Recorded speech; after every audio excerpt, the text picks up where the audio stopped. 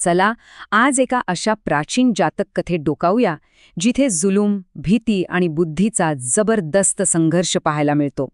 ही गोष्ट आहे एका वानर राजाची, जो आपल्या सत्तेच्या भीतीमुळे आपल्याच मुलांचा शत्रू बनतो आणि त्याचा मुलगा जो केवळ ताकदीने नाही तर आपल्या चातुर्याने प्रत्येक संकटावर मात करतो.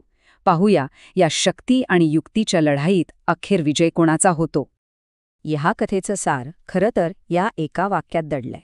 ज्यात कौशल्य, शौर्य आणि साधन संपन्नता आहे, तो आपल्या शत्रूंना पळवून लावतो. हे आपल्याला काय शिकवतं की खरी ताकद केवळ दंडात नसते, तर तीक्ष्ण बुद्धीत आणि धाडसात असते. याच विचारावर ही संपूर्ण कथा पुढे जाते. तर कथेचा खरा संघर्ष सुरू होतो एका वानर राजाच्या मनातून. त्याच्या मनातल्या एका भयंकर भीतीतून. त्याला सतत वाटायचं की त्याचेच पुत्र त्याला सिंहासनावरून खाली खेचतील आणि ह्याच भीतीपायी त्याने एक अत्यंत क्रूर पाऊल उचललं. विचार करा, ह्या राजाची भीती इतकी तोकाची होती की त्याचा स्वतःच्या मुलांवरही विश्वास नव्हता. आपली सत्ता कायम राहावी यासाठी तो जन्माला येणाऱ्या प्रत्येक नरपिल्लाला खच्ची करायचा. का? तर भविष्यात कोणीही त्याला आव्हान देऊ नये म्हणून. म्हणजे बघा, एका बाजूला आहे भीतीने पछाडलेला तो राजा, जो सत्ता टिकवण्यासाठी कोणत्याही थराला जायला तयार आहे, आणि दुसऱ्या बाजूला आहे त्याचाच मुलगा बोधिसत्व. तो प्रचंड सामर्थ्यवान आहे, पण त्याच्या मनात कोणतीही सुडाची भावना नाहीये, फक्त वडिलांना भेटण्याची एक निरागस इच्छा आहे. आईनं कितीही समजावलं, धोक्याची कल्पना दिली, पण बोधिसत्वाचा निश्चय पक्का होता. त्याला वडिलांना भेटायचंच होतं. यातूनच त्याचं धाडस आणि आत्मविश्वास दिसून येतो. धोका आहे हे माहीत असूनही तो त्याला सामोरं जायला पूर्णपणे तयार होता. आणि मग येते ती वेळ वडील आणि मुलाच्या पहिल्या भेटीची. पण हे स्वागत नव्हतं, तर एक सापळा होता. एका प्रेमळ स्वागतामागे एक जीवघेणा हेतू लपला होता. वडिलांनी इतक्या प्रेमाचा आव आणला, जणू काही कित्येक वर्षांनी हरवलेलं बाळ परत आले. पण या नाटकी प्रेमामागे एक थंड, क्रूर डाव होता, आपल्याच मुलाला मिठीत दाबून चिरडून मारण्याचा. पण झालं उलटंच. वडिलांचा डाव त्यांच्यावरच उलटला. बोधिसत्वाची ताकद इतकी प्रचंड होती की वडिलांच्या हल्ल्याचा त्याच्यावर काहीच परिणाम झाला नाही. उलट वडिलांच्याच बरगड्या मोडण्याची वेळ आली. हे स्पष्ट होतं की बोधिसत्वाला केवळ शक्तीने हरवणं अशक्य आहे. पहिला डाव तर फसला. मग वडिलांनी एक जास्त खतरनाक, जास्त धूर्त योजना आखली. त्याने आपल्या मुलाला एका अशा कामगिरीवर पाठवायचं ठरवलं जिथून तो कधीच परत येणार नाही. एका नरभक्षक राक्षसाने पछाडलेल्या तलावातून कमळाची फुले आणायला. आणि ही आज्ञा देताना कारण काय दिलं, तर म्हणे ही फुलं तुझ्याच राज्याभिषेकासाठी आहेत. म्हणजे बघा, सन्मानाच्या नावाखाली मृत्यूला आमंत्रण दिलं जात होतं. पण बोधिसत्व काही साधा नव्हता. तिथे पोचल्या त्याने आजूबाजूला पाहिलं आणि एका क्षणात त्याच्या लक्षात आलं की इथे काहीतरी भयंकर गडबड आहे. पाण्याकडे जाणारे ठसे होते, पण परत येणारे नव्हते. त्याने तिथला धोका लगेच ओळखला.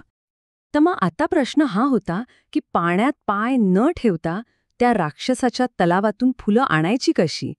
हे आवाहन जवळजवळ अशक्यच होतं, नाही का? आणि इथेच आपला नायक आपल्या ताकदीचा नाही तर बुद्धीचा वापर करतो. त्याने यावर जो उपाय शोधून काढला तो खरोखरच अविश्वसनीय आहे. त्याची योजना कमालीची धाडसी होती. तो धावत आला, तलावाच्या एका किनाऱ्यावरून थेट दुसऱ्या किनाऱ्यावर झेप घेतली आणि कमाल म्हणजे हवेत तरंगत असतानाच त्याने ती कमळाची फुलं अचूकपणे खुडली. पाण्यात एक पाऊली न टाकता त्याने आपली कामगिरी पूर्ण केली. बोधिसत्वाचं हे अचाट कसब पाहून तो सुद्धा अवाक झाला. जो त्याला खाण्यासाठी दबा धरून बसला होता, तोच त्याच्या बुद्धीने प्रभावित झाला. तर राक्षसाला एका क्षणात कळून चुकलं की बोधिसत्वाचा विजय हा काही नशिबाने झालेला नाहीये. त्याच्यात अशा 3 खास गोष्टी होत्या ज्यामुळे तो अजिंक्य होता. ते 3 गुण होते कौशल्य, शौर्य आणि साधन संपन्नता. म्हणजे स्किल, करेज अँड रिसॉर्सफुलनेस. राक्षसाच्या मते ज्याच्याकडे या 3 गोष्टी आहेत त्याला कोणी हरवू शकत नाही. यातूनच कथेचं सार आपल्याला मिळतं. आणि मग बघा काय झालं. तो राक्षस इतका प्रभावित झाला की जो त्याला मारायला टपला होता तोच आता त्याचा सेवक बनायला तयार झाला. ही आहे खरी ताकद. बोधिसत्वाने फक्त स्वतःचा जीव वाचवला नाही तर शत्रूलाही आपलंसं केलं. आणि ह्या विजयाने सगळं चित्रच पालटून टाकलं. एका युगाचा अंत आणि दुसऱ्या युगाची सुरुवात झाली. काय झालं बघा, राजाने मुलाला मरायला पाठवलं, पण मुलगा परत आला, तोही राक्षसाला आपला सेवक बनवून. आणि हा धक्का तो जुलमी राजा सहनच करू शकला नाही.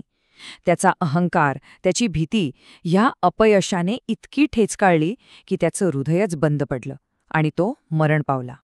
आणि त्या जुलमी राजाच्या अंतानंतर जी गोष्ट त्याला नको होती तीच घडली, पण ती भीतीने नाही तर आदराने घडली. सगळ्या वानरांनी एकत्र येऊन बोधिसत्वाला आपला नवीन राजा म्हणून निवडलं. म्हणजे बघा, फरक किती मोठा होता. एका राजाने भीतीने राज्य केलं, दुसऱ्याने आदराने. एकाने सत्ता टिकवण्यासाठी कुटुंबाला तोडलं, दुसऱ्याने बुद्धीच्या जोरावर सगळ्या टोळीला एकत्र आणलं. म्हणूनच ही कथा आपल्याला एक खूप मोठा धडा शिकवते. खरी सत्ता, खरा विजय हा फक्त शारीरिक ताकदीने मिळत नाही. त्यासाठी चातुर्य, धैर्य आणि कल्पकता या सगळ्याची गरज असते. आणि जाता जाता एक प्रश्न, जेव्हा कधी अन्यायाचा किंवा जुलूमशाहीचा सामना करण्याची वेळ येते, तेव्हा खरं प्रभावी शस्त्र कोणतं ठरतं? पाशवी बळ की तीक्ष्ण बुद्धी? यावर विचार नक्की करा.